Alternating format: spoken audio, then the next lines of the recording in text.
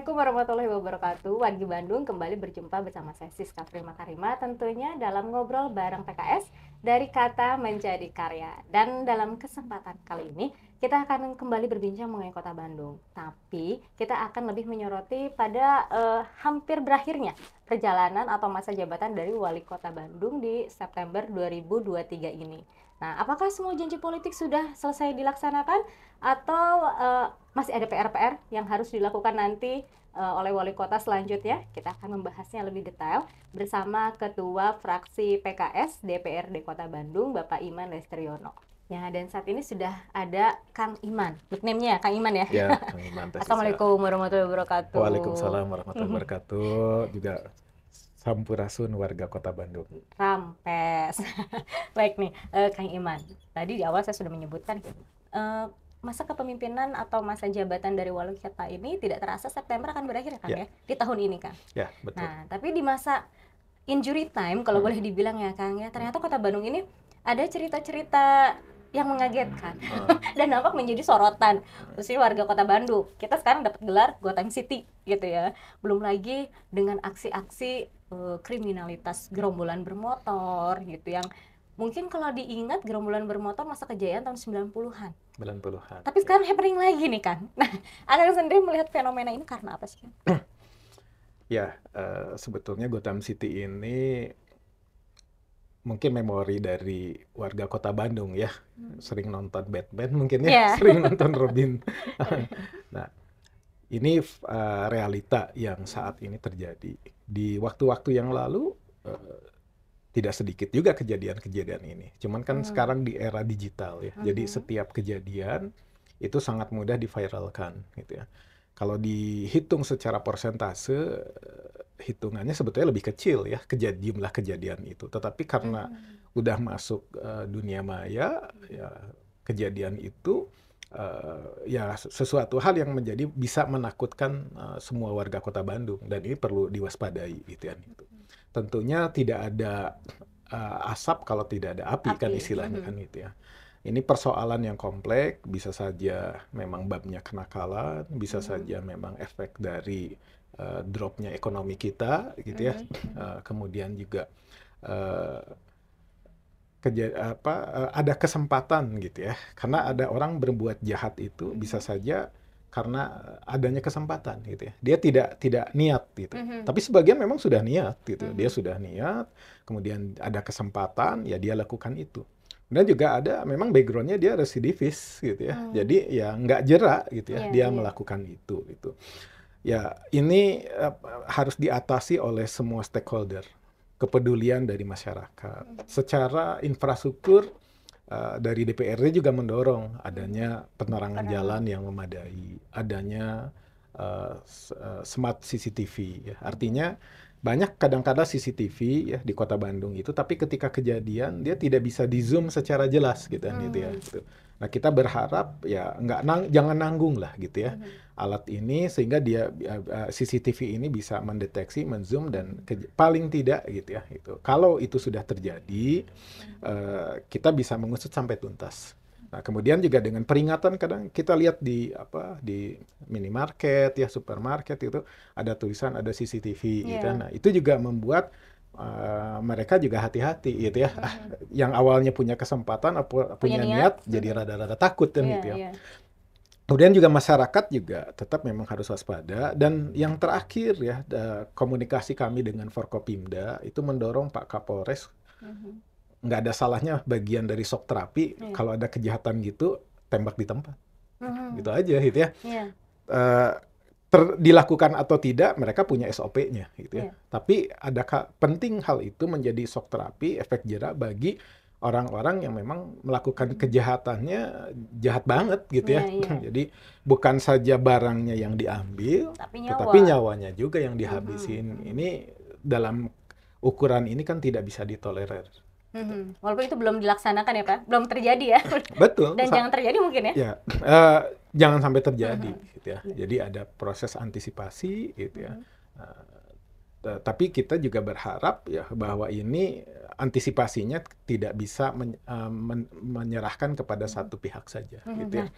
Gini Kang, tadi kalau kita melihat upaya, Ya. kita lihat beberapa waktu lalu ini kayak Satpol PP mulai patroli di malam hari. Dari juga Kesbangpol juga ya, kalau saya tidak salah itu juga mulai melakukan upaya-upaya pengamanan patroli dan sebagainya itu pada malam hari. Menurut Kang Iman sudah cukupkah hal-hal yang dilakukan seperti itu?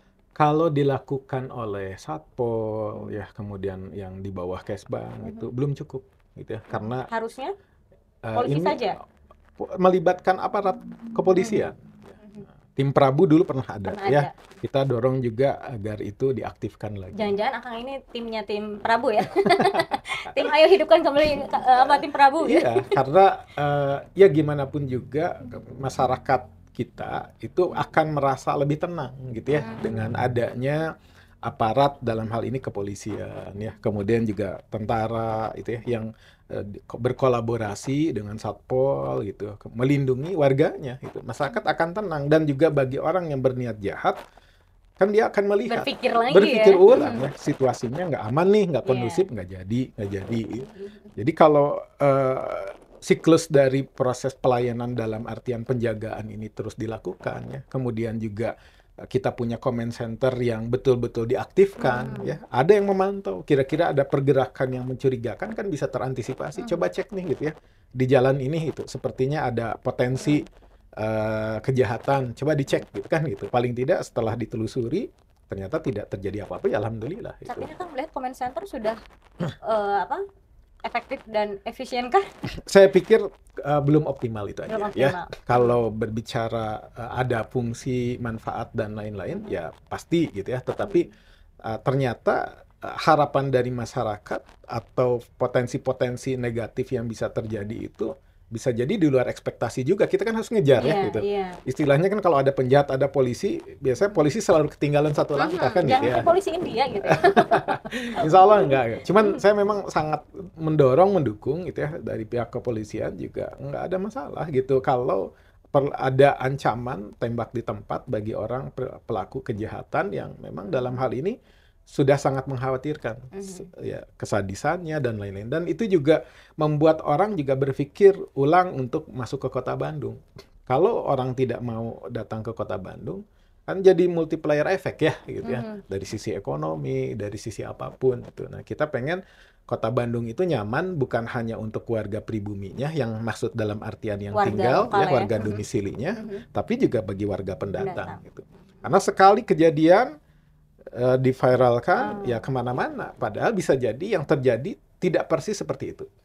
Karena ya itu ya Kang ya, ada sisi positif dan negatifnya dengan maraknya medsos ini. Semua pegang HP, semua bisa menjadi wartawan ya Kang ya. Nah, kembali lagi tadi mengenai sebetulnya ini bisa dimaksimalkan dari, kalau kita bicara Gotham City ya Kang ya, tadi kan ada PJU dan lain sebagainya. Nah itu dari sisi anggaran, sebetulnya itu sudah cukupkah atau memang anggaran ini yang menjadi hambatan kenapa kota Bandung saat ini penuh dengan kegelapan gitu kan? Ya, kalau sekarang insya Allah sebetulnya kalau warga kota Bandung melihat penerangan di kota Bandung sudah jauh lebih baik gitu ya. Memang kebutuhan kita sangat besar ya. Anggaran kota Bandung betul tidak kecil, tapi urusan prioritas kita juga kan banyak ya. Ada yang disebut dengan mandatory spending, misalkan kesehatan nggak boleh kurang dari 10%, pendidikan nggak boleh kurang dari 20%. Nah, karena pembagian yang menjadi turunan dari pusat juga ya, kita juga harus mengatur ya. Semuanya penting, tapi anggaran kita juga tidak memadai. Tapi harapan yang tadi terkait dengan Bandung Caang Baranang nyaman dalam artian juga antisipasi kejahatan, kita dorong. Di tahun yang anggaran sebelumnya kisaran 50 miliar kita alokasikan. Kemudian di tahun yang berjalan ini 2023 kira-kira ada 60 miliaran kita dorong. Apakah itu cukup?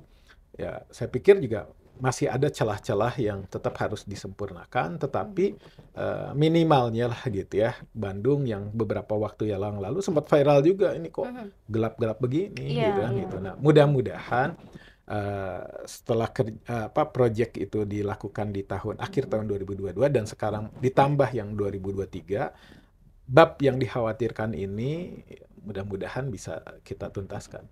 Semoga tagline Bandung Someh Kasemah tuh tetap melekat gitu ya Kang ya? Insya Allah, amin. Baik, Kang, ini kan 2023 sudah mau berakhir ya Kang ya, berarti Betul, berakhir betul. juga masa jabatan dari wali kota. Ya. Kalau yang Akang lihat nih setelah Mang nggak ada gitu kan 2021 ya, apakah program-program kerjanya ini memang on the track atau ternyata ada sedikit belokan-belokan gitu? Ya, Kota Bandung sebelumnya dipimpin oleh seorang ulama ya, Bang Odet, Allahu Yarham. Beliau sudah memberikan karya terbaik untuk Kota Bandung dan warganya. Meninggalnya menambah kesedihan bagi seluruh warga. Kalau tidak salah saya ingat dulu ya, Bandung itu mendung, hujan gitu ya. Sepertinya langit pun turut menangis seperti ya kepergian beliau gitu. Nah, selanjutnya tugas itu harus diteruskan gitu kan oleh wakilnya yang saat ini menjadi wali kota itu ya, Kang Yana. Dan proses dinamika politik sempat terjadi gitu ya. Semula masih memungkinkan ditemenin Pak Wali itu, tapi sekarang sendirian sebagai wali kota harus menuntaskan apa yang menjadi janji kampanye ya yang didokumenkan di dalam RPJMD sampai dengan tanggal 16 September 2023 ini. Jadi hanya tinggal ya hitungan bulan ya. Kira-kira 9 bulan lagi kepemimpinan wali kota Kang Yana selesai. Nah, beliau tidak membuat program yang baru gitu ya, tetapi melanjutkan apa yang sudah diinisiasi oleh Pak Wali Kota sebelumnya gitu. Karena ini kan paket ya, paketnya Mang Odet Yana gitu kan gitu. Odet Yana. Jadi ketika berganti bukan berarti ganti dokumen perencanaannya, tidak kan itu ya itu. Nah, itu dilanjutkan dan 2023 ini saya ada di DPRD sekaligus juga di Badan Anggaran. Ya, kita memastikan apa yang menjadi program prioritas di dalam RPJMD itu, apa yang menjadi janji kampanye, semuanya ya harus sesuai dengan target gitu ya. Artinya kalau ditanya tadi udah on the track belum? Harus gitu ya. Dan itu saya pastikan dilakukan itu. Karena kalau tidak, yang bertanggung jawab semuanya. Pak Wali Kota sebagai eksekutif dan kami di DPRD juga, kalau itu tidak on the track berarti fungsi pengawasannya tidak berjalan kan gitu ya itu. Kemudian kalau ada semacam sabotase, boikot anggaran juga kita juga berarti sewenang-wenang gitu ya, hanya subjektif terhadap kepentingan golongan atau pribadi. Sedangkan ini kepentingan warga Kota Bandung gitu ya. Ada yang tidak sesuai target atau hampir tidak on the track, ya saya termasuk fraksi PKS lantang gitu menyuarakan ini kalau tidak diselesaikan anggarannya kemarin, tahun ini akan menjadi hutang dan akan menjadi rapot merah bagi pelaporan RPJMD. Nah, tolak ukur dari kata harus tadi itu apa, Kang? Ya, harus dalam gimana? Ya, tadi kan kata Kang harus on the track, harus sampai beres. Masyarakat umum tahu tolak ukurnya dari mana? Ya, jadi dalam RPJMD itu ada yang penilaiannya sifatnya kualitatif dan kuantitatif kan gitu ya. Jadi kalau sekedar checklist administrasi angka-angka itu sudah terlihat ada kan itu. Baik hitungannya skala makro ataupun skala mikro ya. Misalkan ekonomi targetnya berapa nih, pengangguran berapa, kemiskinan berapa, Gini rasionya berapa, itu kan ada lembaga statistiknya gitu ya untuk mengukur itu semua gitu. Nah, kalau dari DPRD saya hanya mengingatkan saja kepada TAPD ya itu timnya Pak Wali Kota itu, bahwa ini belum tercapai nih itu penganggaran kita terakhir sebelum November 2022 kemarin itu. Ketika sampai detik-detik akhir ketok palu itu belum dicantumkan, saya ingatkan lagi gitu. Nah, kalau diingatkan tidak dilakukan, ya kita semua berlepas tangan kan gitu ya. Tapi saya kan tidak mau istilahnya tiba-tiba berlepas tangan. Secara politis bisa saja mengambil keuntungan. Itu bukan saya sudah mengingatkan kan gitu ya. Tapi alhamdulillah Pak Wali Kota timnya terutama, karena yang berhadapan dalam pembahasan ini kan bukan Pak Wali Kota secara langsung ya, TAPD, Pak Sekda dan teman-teman yang memahami itu. Sehingga beberapa hal yang terkait dengan RPJMD tidak boleh gitu ya, tidak direncanakan apalagi tidak dianggarkan. Hal yang terkait dengan 26 janji kampanye juga harus clear gitu ya secara perencanaan dan penganggarannya. Nah, sekarang diuji 2023 ini implementasinya selesai atau tidak kan itu ya. Nah, itu kira-kira begitu. Kalau Anda melihat dari kurang lebih 9 bulan berarti ya? Ya. Ini hampir mendekati terpenuhinya 100%, 90%, atau sekarang masih 60% jangan-jangan? Beberapa sudah lebih dari 90%. Sudah lebih dari Ya, 90%. beberapa masih ada 80%, ya. Tetapi insya Allah masih kekejar. Contoh saja, Youth Space ya, ruang terbuka, ruang pemuda gitu ya. Awalnya ada di setiap kelurahan. Tapi saya kebetulan masuk dalam ketua pansus perubahan RPJMD. Saat itu ada COVID. Ini kalau perencanaan atau target atau janji kampanye ini tidak mengalami proses rasionalisasi, nggak akan kecapai. Karena COVID itu ekonomi kita anjlok ya. LPE kita dari plus 5 atau 7, plus 5 turun sampai minus 2, itu ya, koma sekian itu. Kalau kita paksakan, nggak akan nyampe. Akhirnya kita rasionalisasi. Youth Space tadi yang awalnya satu kelurahan ada, sekarang menjadi satu kecamatan adanya, kan itu ya. Berarti secara jumlah ya, target titik dan juga anggaran kan bisa disesuaikan. Nah, makanya saya agak kencang, termasuk yang paling kencang. Ini saya sudah bantu nih eksekutif untuk merasionalisasi target-target itu. Jangan sampai dengan dirasionalisasi itu Anda tidak mencapainya, gitu, target itu. Kalau tidak tercapai, tidak dianggarkan, saya yang paling teriak gitu, karena saya mengetahui persis detail bagaimana proses perubahan itu. Baik. Kang, satu pertanyaan terakhir nih ya. Dari tadi kan kalau melihat dari atau mendengar dari yang Kang katakan kan 90% sudah on the track, insya Allah lah di akhir 98 atau 99%. Ya, 100% harus. 100% harus. Nah, tapi kan berarti masih ada beberapa PR mungkin ya kan? Kan di dalam setiap project gitu ya, atau sebuah pekerjaan selalu kita harus meningkatkan diri gitu ya kan? Begitupun dengan Kota Bandung. Nah, PR nih yang dari sisi seorang Kang Iman sendiri melihat apa yang harus PR besar nanti yang akan harus dikerjakan oleh wali kota di 2024? Ya. Pertama, bagi PKS ini pengalaman punya wali kota, walaupun setengah jalan ya. Gitu. Nah, kita ketika punya wali kota itu dilantik, punya waktu maksimal 3 bulan untuk menyusun RPJMD, yang di dalamnya ada janji-janji kampanye. Gitu. Terus terang diakui bahwa ada beberapa hal yang memang tidak cukup matang kita rumuskan. Gitu ya.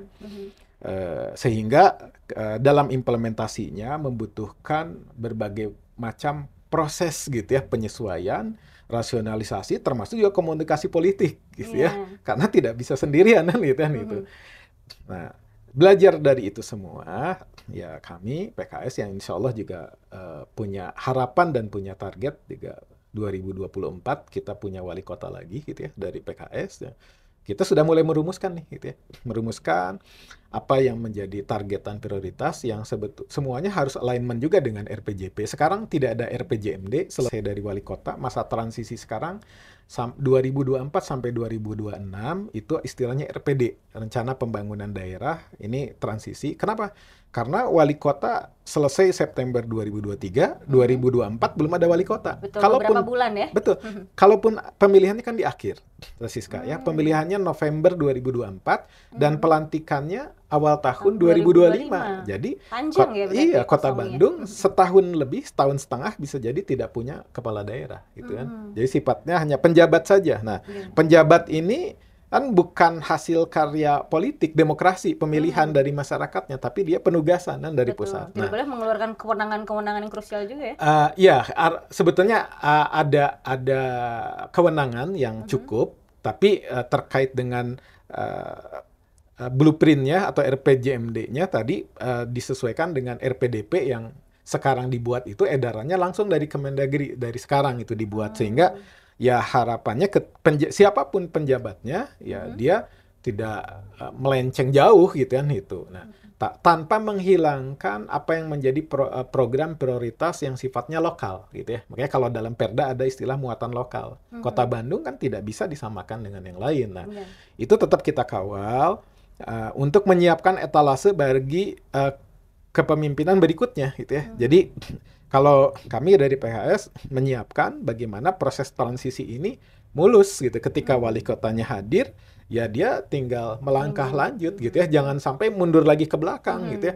2 tahun transisi ini waktu yang sangat krusial dan penting untuk merencanakan pembangunan ke depan ya. Jangan sampai mundur lagi karena tadi perencanaannya tidak matang gitu ya. Kemudian juga masing-masing punya kepentingan yang sifatnya tidak jangka panjang gitu.